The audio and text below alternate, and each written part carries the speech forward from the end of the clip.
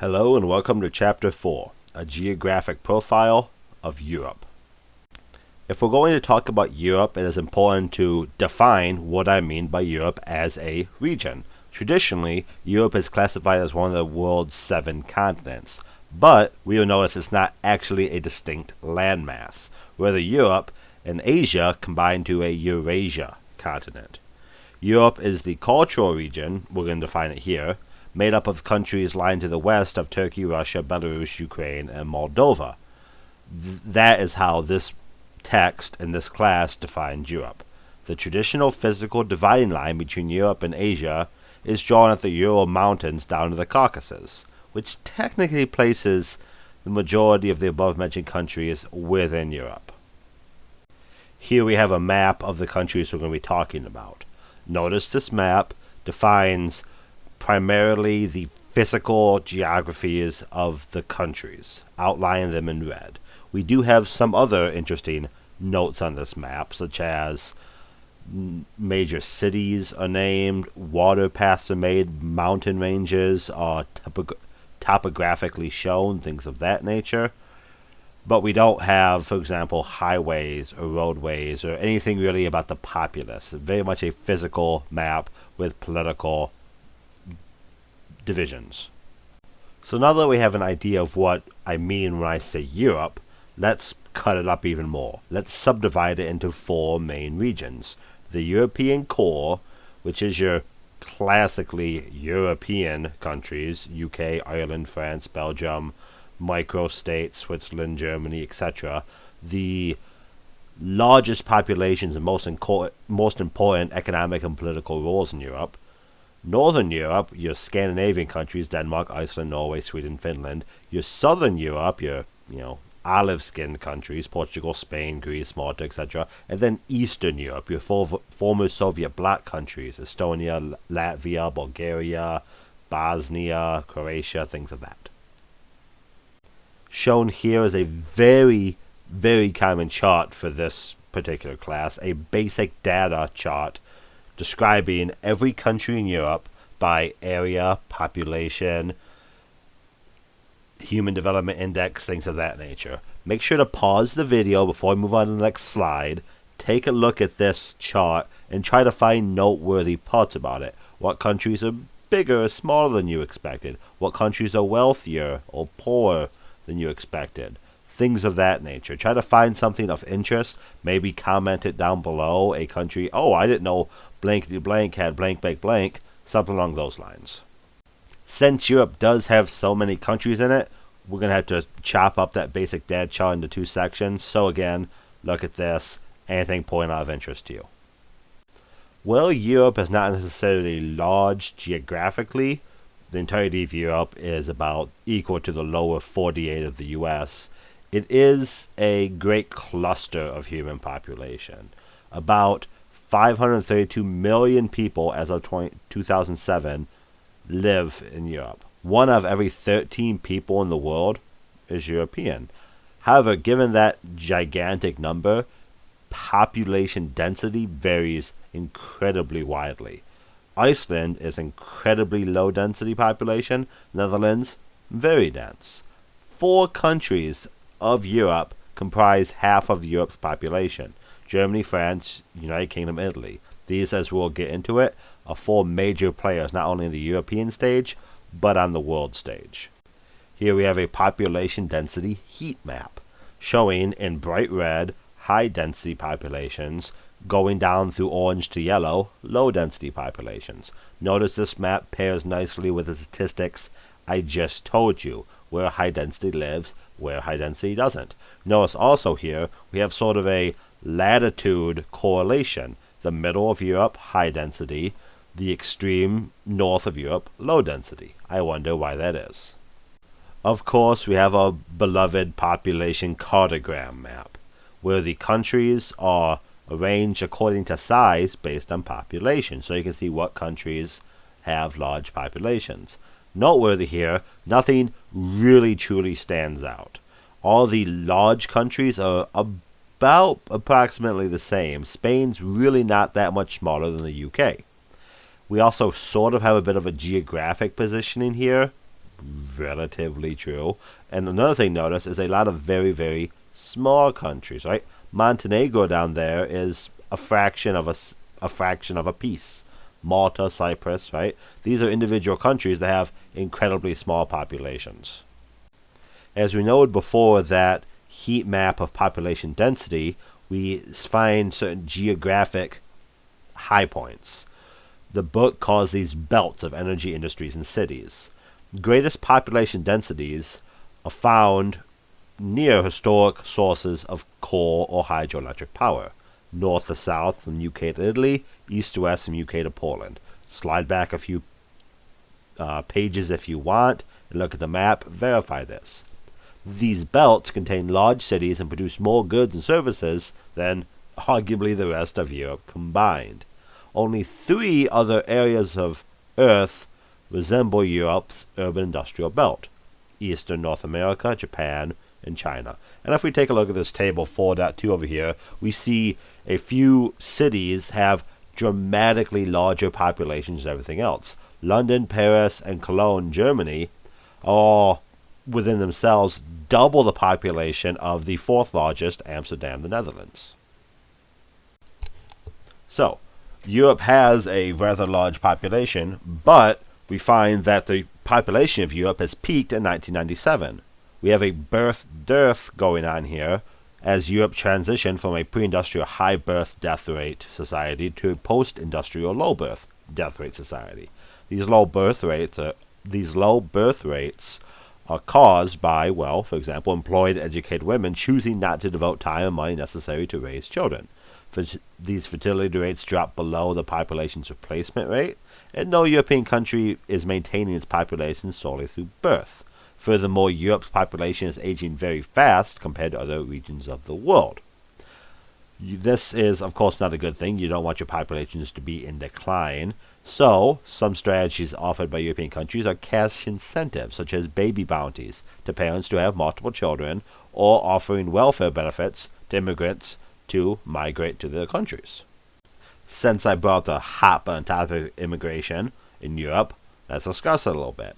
If birth rates remain at their current low level, the European Union will have a shortfall of about 20 million workers by 2030. As of the recording of this video, that's 10 years away, right?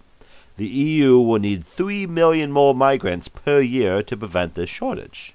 Historically, governments were reluctant to impose harsh measures that would restrict migration. But in modern times, this has changed, with immigrants increasingly viewed as a financial burden on the society, threatening to unravel the social safety net of the European welfare state, and living outside mainstream European society instead of becoming integrated with it. These are all questions that Europe is actively tackling and actively trying to figure out how to solve. So, let's transition away from immigration for a second and go talk about the physical geography and human adaptations that are involved with Europe. What does Europe look like? Well, first of all, Europe is very irregular with its shape, right? Italy looks like a boot. Countries are very unique in their outlines. In general, Europe sits at a very high latitude, around the same as the U.S., resulting in your long summers, short winters, your seasons, right? A rather temperate climate, again, due in part to the fact that seasons exist, and a very jagged coastal outline. This jagged coastal outline is full of estuaries and harbors that offer protection for shipping, and was indeed a driving point in Europeans' history to focus on seaborne trade, sea fisheries, and sea power. You may not picture it, but Europe is not only rather large, but very north. The United Kingdom is in fact more north than essentially the entire lower 48 states. And they do still have seasons like we do. Spain, you think nice summers, very hot weather. Spain is about as south as, Virginia?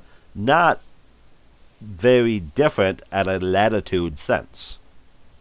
So, if countries like Spain and the UK are very north latitude-wise, why are they so warm? Why does Europe have a mild climate as opposed to a sort of Arctic climate like the latitude would suggest? This is mostly due in part to the warm warm ocean currents such as the Gulf Stream and North Atlantic Drift, as well as westerly winds that absorb heat from the ocean and transport it to the land. In summer, vice versa, the ocean is cooler than the land, so these winds have a cooling effect.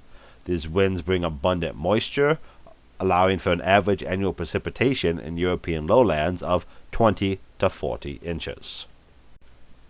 We talked about the geographic sense of Europe. Now let's talk about human adaptation, the human settlement of Europe's landscapes.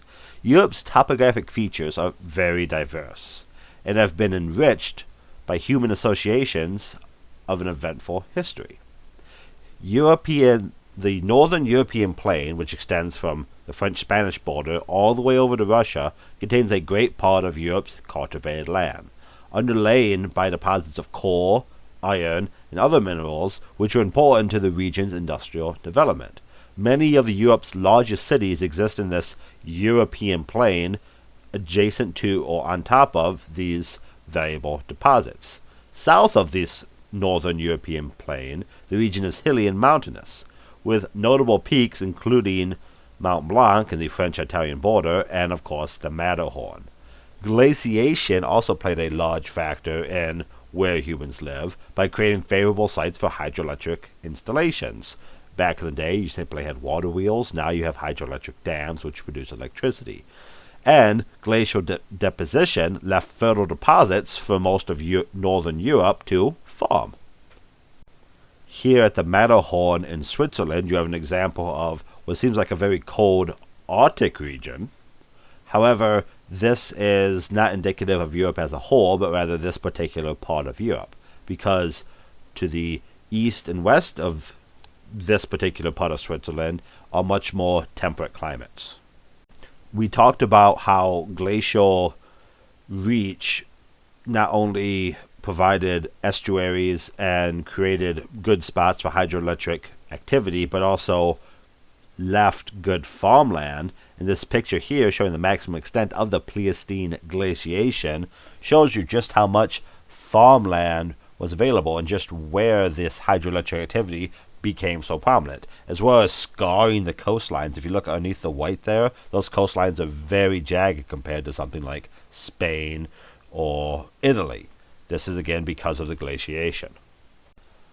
Due in large part to Europe's unique location as well as its unique weather patterns, there is a quite impressive diversity of climate and biome in Europe. We have marine west coast environments, humid continental short and long-term summer environments, Mediterranean, where the name comes from, subarctic and undifferentiated highland climates and biomes within the continent, within the region that we are calling Europe. Here we have a map detailing the climate types of the region of Europe. Notice all the ones I listed previous are shown here, and they vary more or less with latitude. Here we're going to show another common trend throughout the regions in this class, and that trend being the climate and biome maps are essentially similar or the same thing.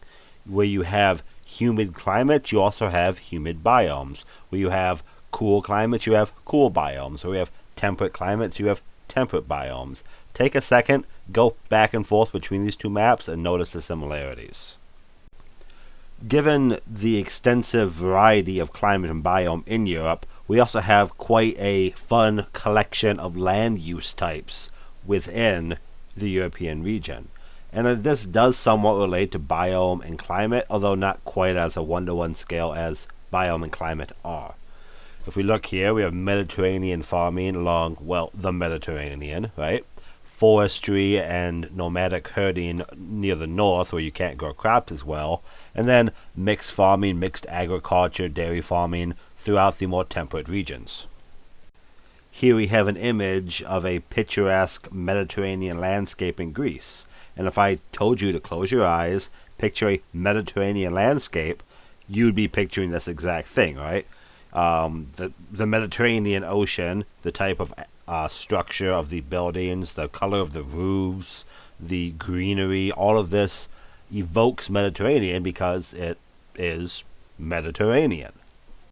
So we were just talking about the Mediterranean Sea. Let's talk about the rivers and waterways in the region we are calling Europe.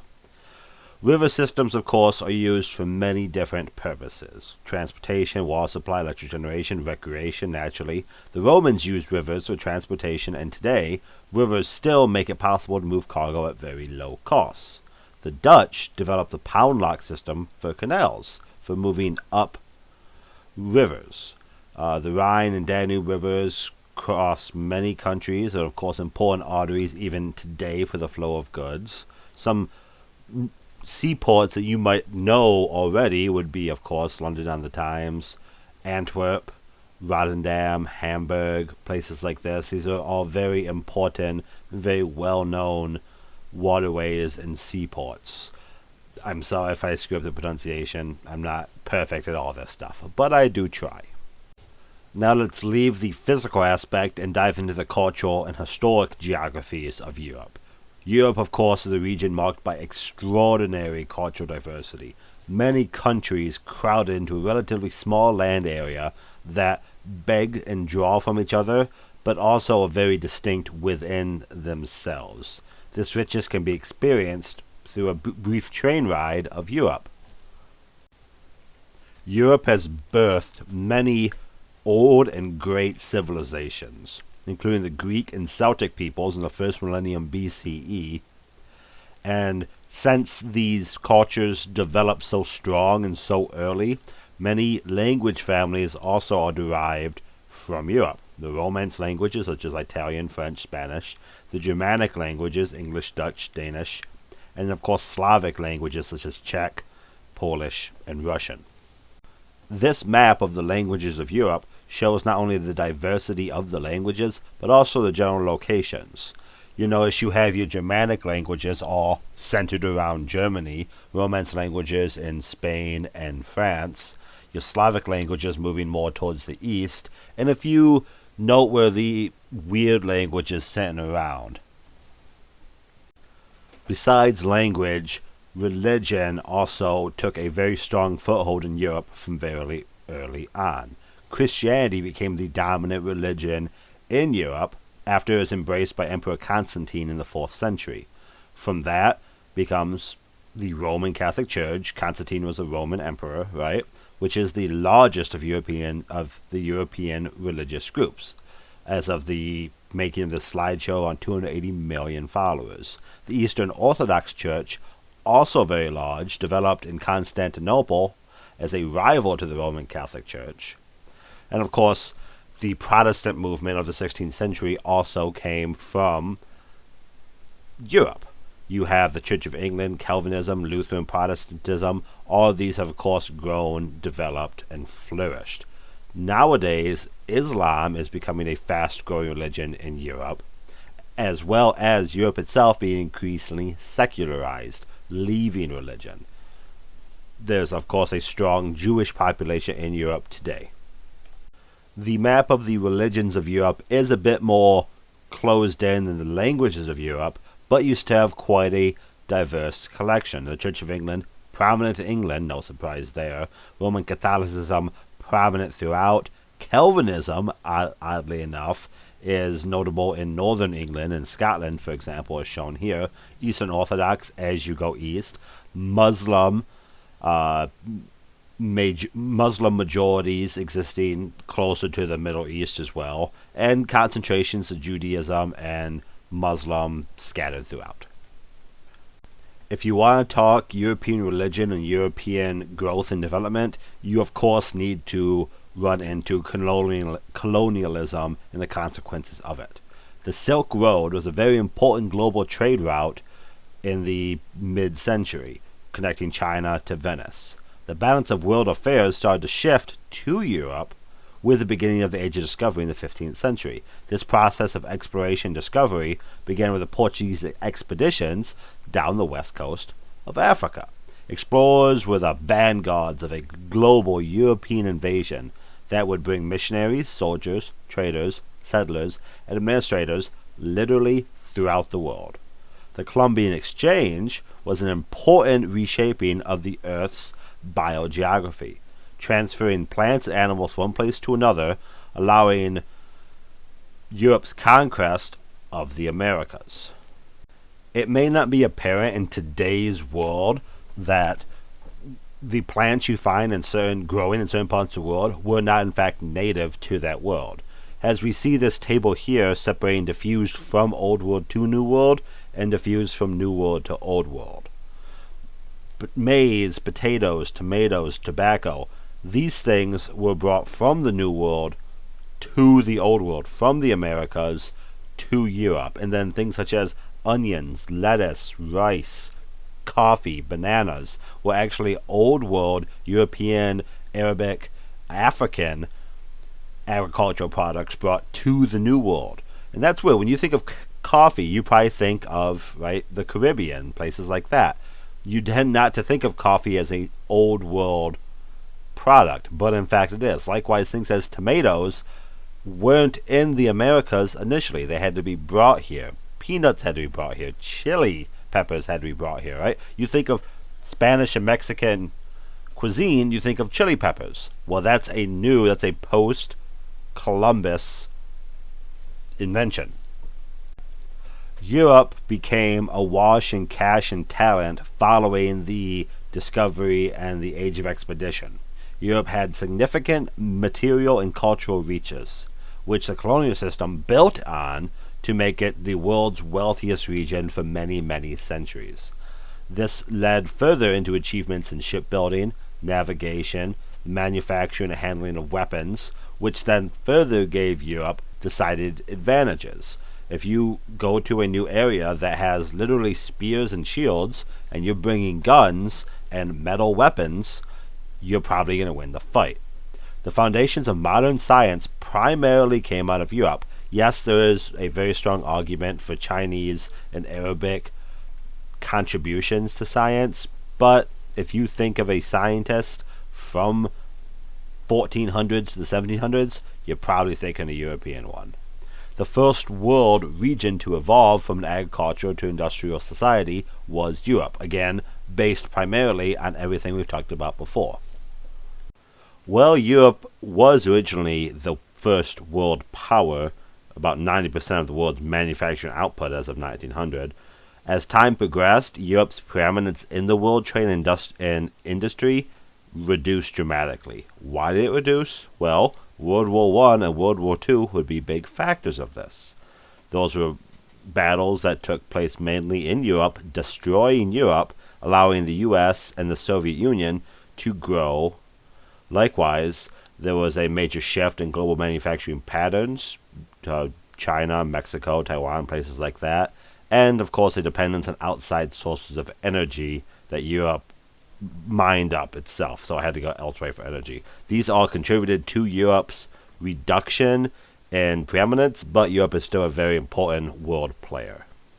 Here are the ruins of the Reichstag in Berlin, 1945. This was the headquarters of the Nazi government during World War II.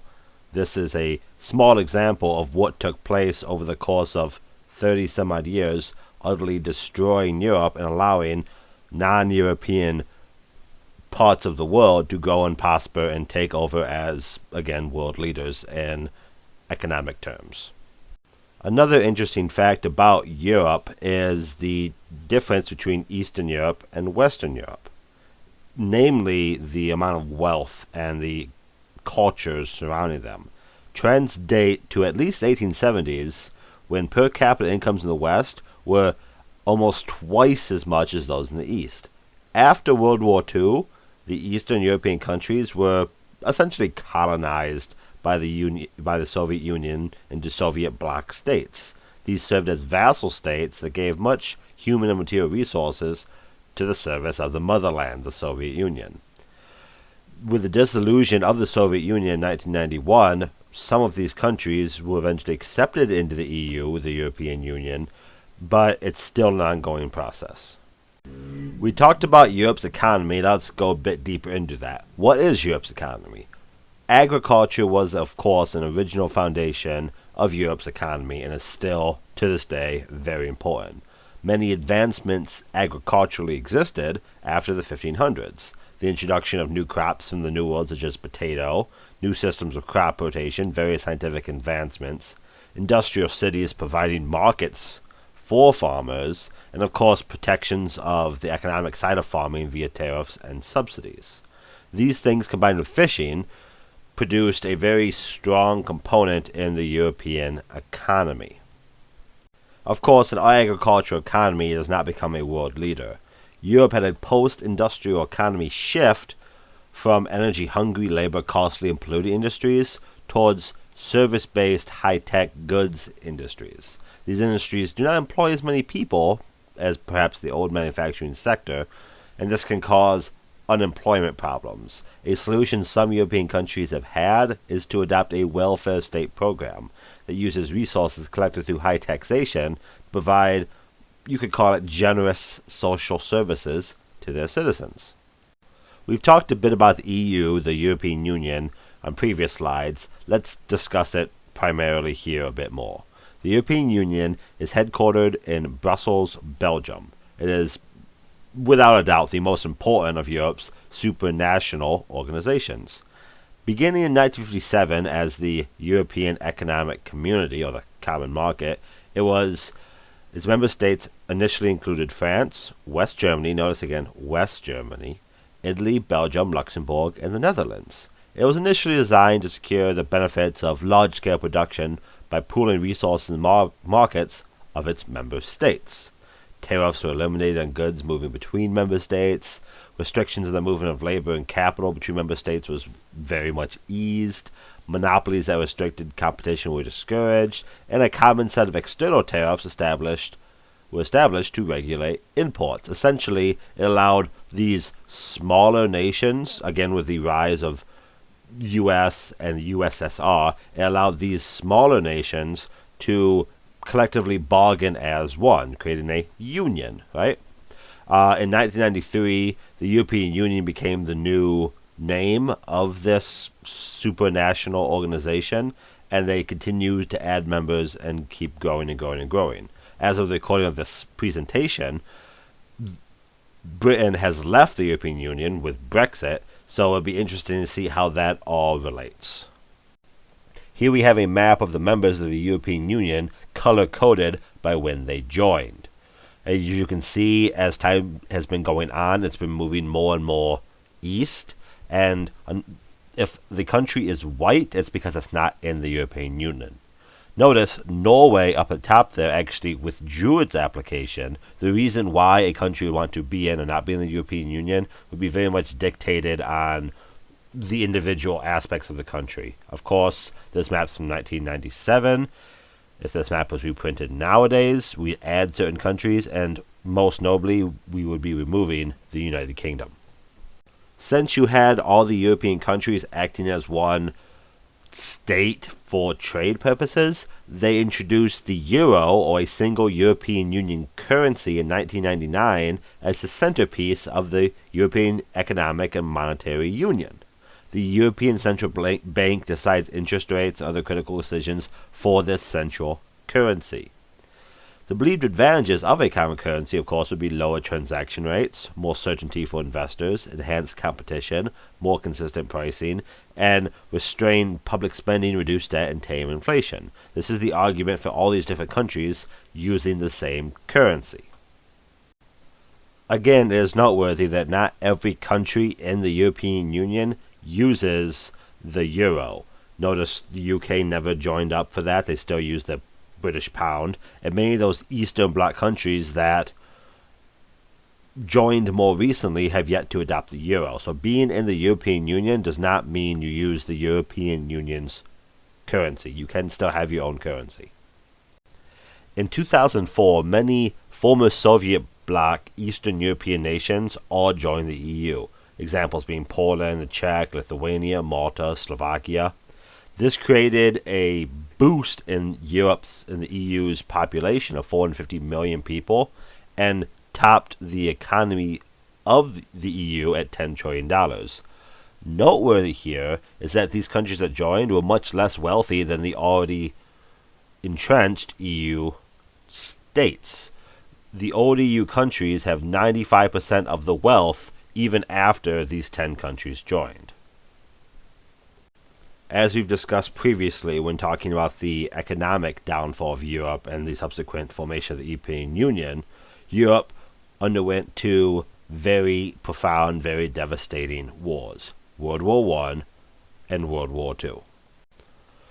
The European Union, as we've said previously, was established after these wars as to not only provide a better trade collective, but also allow the member countries to unite beyond the authority of any single nation or government and plan controlled by any group of nations. The USSR rose up after World War II. We discussed that briefly. We'll get more into Russia and its history when we talk about that region. But when the USSR rose and the United States rose, that started the Cold War, as it's called. The resultant effect of the Cold War was something called NATO, the North Atlantic Treaty Organization. This was a military alliance founded in 1949 between the U.S., Canada, and essentially what would become the EU, countries all to the west of the Iron Curtain and Turkey. And the point of this was, as Russia grew, and again, when we talk about Russia's region more, we'll get more into this. As Russia grew, it gathered up a whole bunch of countries into what was known as the Warsaw Pact, Soviet bloc countries, and used them as vassal countries to power the Soviet Union. NATO was a way for Western countries west of Russia, to combat this gigantic growing bear that was the Soviet Union. The Cold War ended with the collapse of the Soviet Union in 1991 when the Warsaw Pact was dissolved. Interesting thing happened here. These were both nuclear powers, so the nuclear arsenals of the respective alliances were reduced because they didn't have a common enemy. Plans were made to turn the path of the Iron Curtain into the European Green Belt, or mosaic of national parks and other protected areas, but that really hasn't happened yet. So the USSR collapsed in 1991. NATO was created to fight the USSR, but NATO still somewhat remains as a very powerful bloc of Western countries, Europe, the US, and Canada, in order to have some military alliance. Nowadays, you can kind of argue that they are still positioned to oppose Russia and maybe China, but it's a very interesting dynamic change to see what happens with NATO. Again, here we see a map of the member states of NATO, and this is essentially the European Union plus a couple things, right?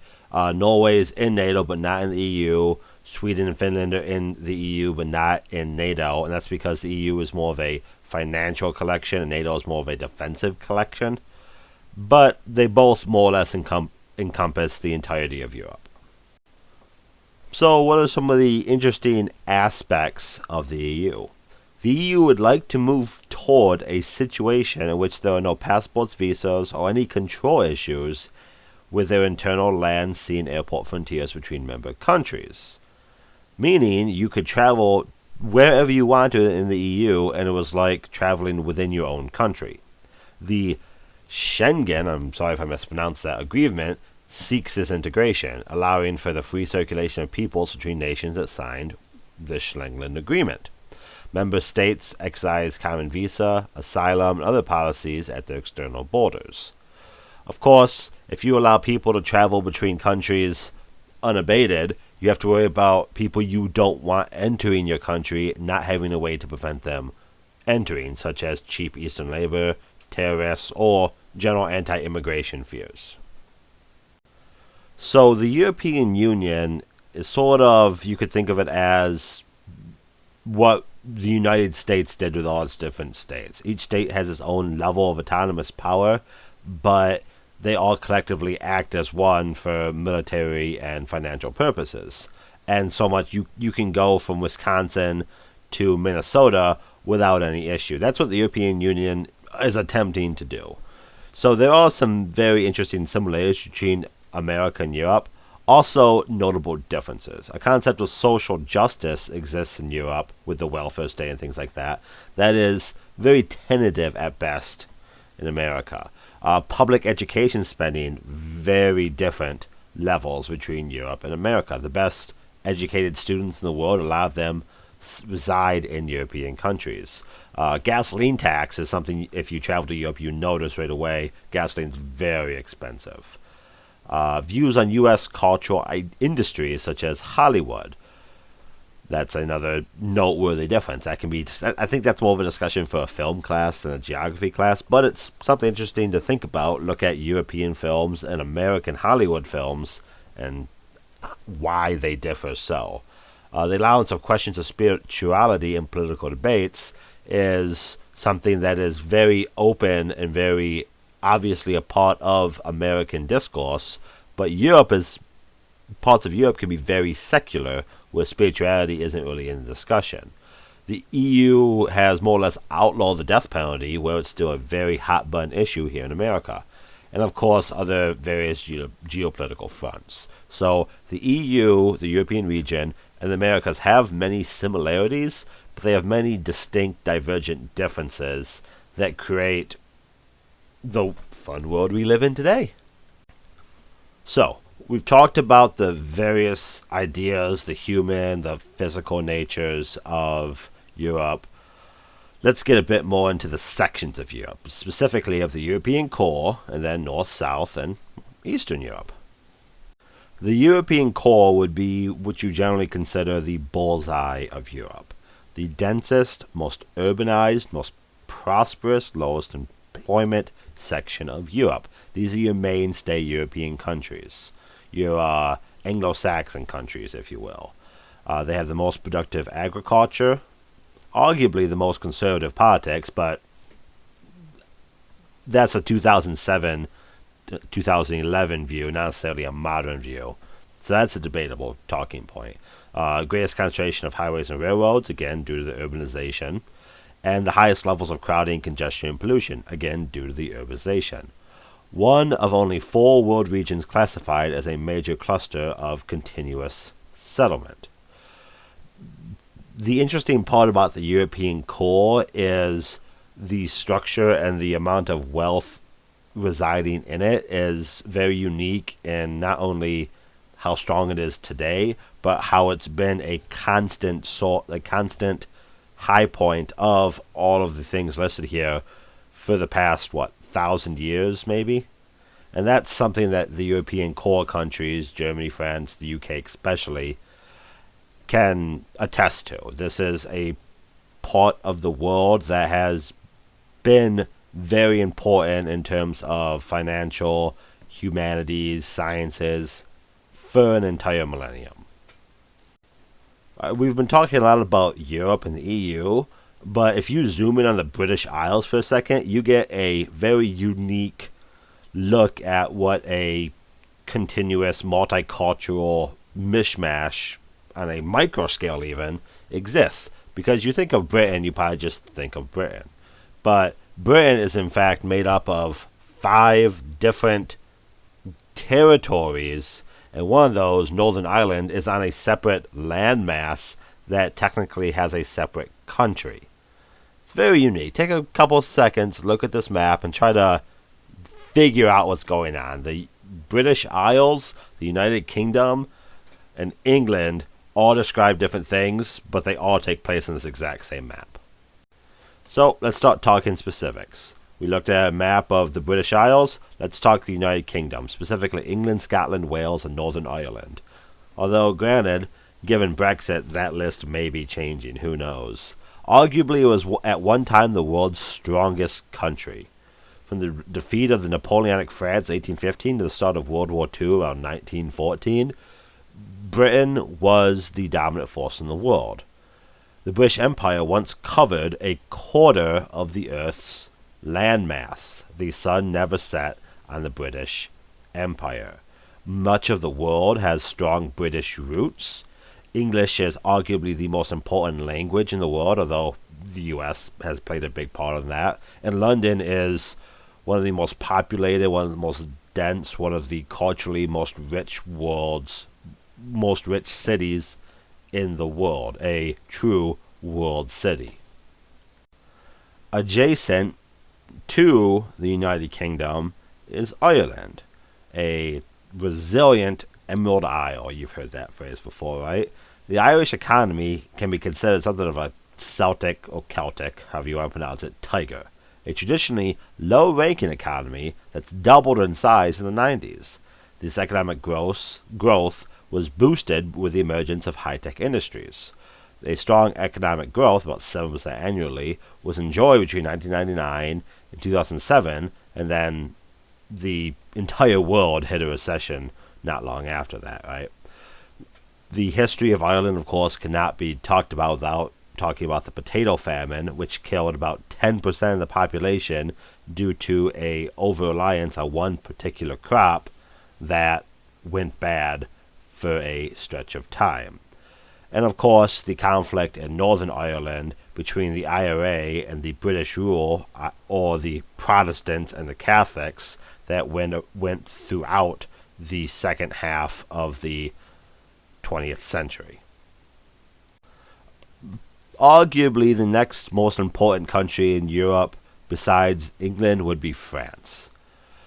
France is a very large, very popular, very powerful country, but in reality, you kind of need to talk about Paris when you talk about France.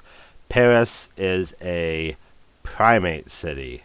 There are 10.4 million people in its metropolitan area. Again, as of this slideshow, that number is probably greater. A greater population of those than in the next two largest cities combined, 1 million, 1.5 million. Paris is heads and toes above every other country, every other city in France. The primate cities are rarely seen in developed countries, and that can be detrimental to national development by diverting a disproportionate high share of the country's goods, services, and resources and mines to the city, but France hasn't really been hurt too much by it, right? France is still very powerful. Paris exists at an important geographic situation along the Seine River, is the largest city in mainland Europe, and of course is a very active tourist destination, be it the Louvre, be it the Eiffel Tower, what have you. Paris is very, very important to France, and France is very, very powerful, somewhat on the back of the strength of Paris. Germany is an interesting conversation piece when talking about Europe. Germany, up until 1990, was in fact two separate countries, Eastern and Western Germany, with vast, vast inequality in terms of livelihood and wealth. However, when the Soviet bloc fell, the Berlin Wall fell, these two joined again to become one country. You could argue it is one of Europe's most dominant countries. Population-wise, as of this slideshow, had 82 million people and was the greatest populated country in Europe. I believe that's still true to this day. A cornerstone of the EU, along with France, and on the top tier, fourth, maybe fifth largest economy in the world. And it's also one of the top three exporters of goods. Germany is the powerhouse of Europe. It's the biggest producer. It's maybe the wealthiest. It's debatable with Brexit. It's interesting. All this information about Europe and rankings is thrown into a loop post-Brexit. You don't really know what's going to happen. So pay attention to your not your local news, your international news, to kind of figure out statistics-wise what's going on. But it's all still very, very interesting stuff. So we talked about the major players in the European core. Let's talk about one of the big step forwards that Europe is doing, which is paving the way for alternative energy. The European Union seeks, by the recording of this particular presentation, to have reduced greenhouse gases to 20% or below 1990 levels, and to get 20% of its energy from renewable resources. This, I am unaware if this has actually been hit or not, but you do hear reports about Scotland being 100% renewable energy for some set amount of time. Europe is very much ahead of the curve, especially compared to America, on alternative energy sources. In particular, not only fuel efficiency for the automobiles, public transportation, but also utilizing wind, hydroelectric, solar, tidal, wave, geothermal, and trash power instead of your classic fossil fuels. So now we can talk about the rimland, if you will, the European periphery, the less politically and less economically important countries that in some extent are dependent on the core countries, but in and of themselves hold not only vast cultural importance, but also economic importance. We can start our conversation of the European periphery with Northern Europe. These Scandinavian countries, Viking countries, if you will, that have a very strong relationship with the fishing and the sea resources as a part of their economy. Norway and Iceland are actually not members of the EU, and one of the arguments to be made why they didn't join was they were worried that particular fishing policies that may work for Spain and Britain and other countries that are less reliant on sea resources won't work for them. So Norway and Iceland actually aren't in the EU. Beyond fishing, there is a lot of interesting history and culture about this particular region. Very interesting to read up on if you get the opportunity. However, we're going to move on. When you think of Europe, you probably don't think of particular ethnic groups that are not well represented. Southern France, Northern Europe, has a portion of land home to the Basques, a unique ethnic and cultural region that has undergone quite a tumultuous history. In the 1960s, there was a desire for Basque independence that was not granted to them, and a terrorist organization, the ETA, is not really actively fighting nowadays, but is still fighting for their people. And it's an interesting idea to think about a group in France and Spain that is neither French nor Spanish, but wants to be their own thing, but aren't allowed to be. It's something that's more common in other parts of the world, but still existent in Europe. We could talk a bit about Southern Europe, particularly Italy, the boot of Europe. Italy has a unique vernacular distinction between the North and the South, and I'm sorry if I screw these phrases up, I'm not fluent in Italian. The Northerners are a rather sophisticated cosmopolitan group that has labor shortages, and the industries are more productive and incomes are a bit higher. Southern Italians are more of an agrarian, classically godfathery Italian, and therefore has unemployment issues. So there's this unique dissection between North and Southern Italy where you have different cultures and different labor issues that have an issue working with each other. The island of Cyprus is another interesting north-south case study in Europe, as a country that is very, very recent, 1960, it gained independence, but there is a distinct difference between the Greek and the Turkish, the Christian and the Muslim, the majority and the minority sections of Cyprus. There is a buffer zone, a green line, if you will, that separates the Turkish north from the Greek south. And the capital city of the country of Cyprus is actually divided on this line. The depressed north of Cyprus is tied to Turkey, and the Greek sector enjoys flourishing tourism and aid from the United Nations and the eastern countries, whereas the northern part doesn't quite get this same level of support. And finally, we can talk about Eastern Europe. The majority Slavic, former communists, subjugated by the Soviets, Eastern Europe. A very, very complex part of the world.